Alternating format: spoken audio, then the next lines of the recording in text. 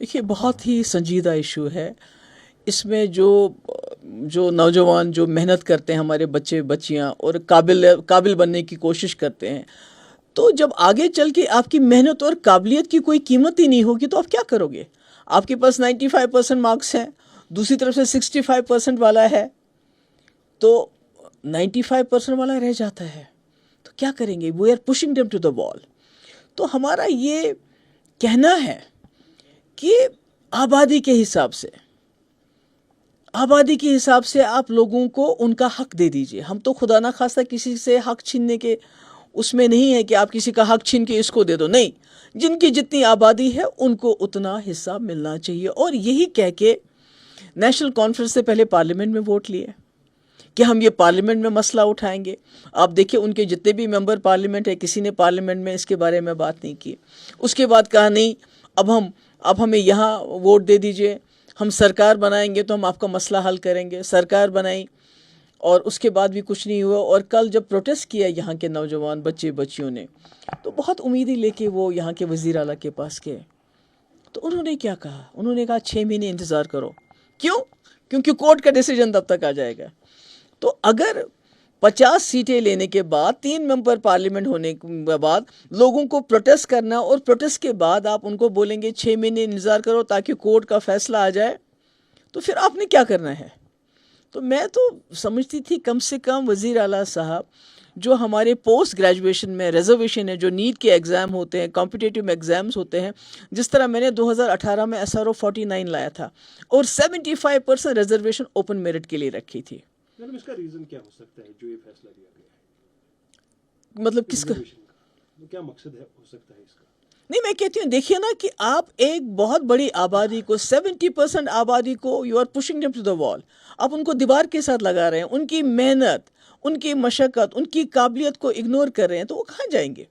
اور آپ نے صحیح کہا کہ یہاں 30 سال سے حالات خراب رہے ہیں، نوجوانوں کے پاس کوئی ایونیوز نہیں ہے، پرائیویٹ جابس ہمارے پاس اویلیبل نہیں ہیں، سرکاری جابس ہیں، پوسٹ گریجویشن ہے، جو بھی ہے اس میں اگر آپ ان کو 70% کو 30% دیں گے تو اس میں کیا ہوگا ان کا؟ تو میں سمجھتی ہوں بہت ہی یہ سنجیدہ معاملہ ہے.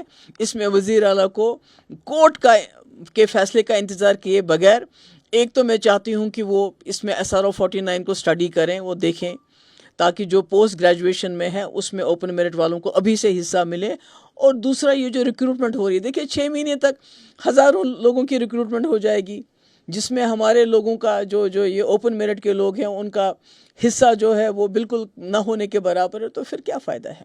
میڈم اس کی جو نظر ثانی ہے وہ کون کرے گا؟ لوگ چیف منسٹر کے پاس جائیں یا گورنر کے پاس جائیں؟ نہیں، یہ تو دیکھیے نا، وزیر اعلیٰ کے ہاتھ میں سب کچھ، وزیر اعلیٰ کے ہاتھ میں سب کچھ ہے. جس کے پاس 50 MLA ہوں، میرے پاس تو 50 نہیں تھے، میرے پاس تو 28 تھے. میں تو BJP کے ساتھ سرکار بنا رہی تھی، پر اس کے بعد بھی میں نے جرت کی، میں نے اس وقت SRO 49 لایا اور 75% میں نے اوپن کیٹیگری کو دے دیا.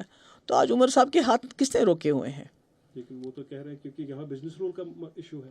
نہیں، یہ تو دیکھیے نا، کہنے کو تو بہت کچھ کہہ سکتے ہیں، وہ کہہ سکتے ہیں. تو میں سمجھتی ہوں کہ اگر ایک وزیر اعلیٰ 50 ممبر ہونے کے باوجود، 3 ممبر پارلیمنٹ ہونے کے باوجود بھی مطلب لوگوں کو ریلیف نہیں دے سکتے ہیں، لوگوں کو ان کا حق نہیں دے سکتے ہیں، تو پھر کیا فائدہ ہے؟ Thank you. اضافہ کروں گا کیونکہ جب ریزرویشن پر ہمارا CM کچھ نہیں کر سکتا ہے، پھر اسٹیٹوٹ ہمارا کہاں بھی ہے.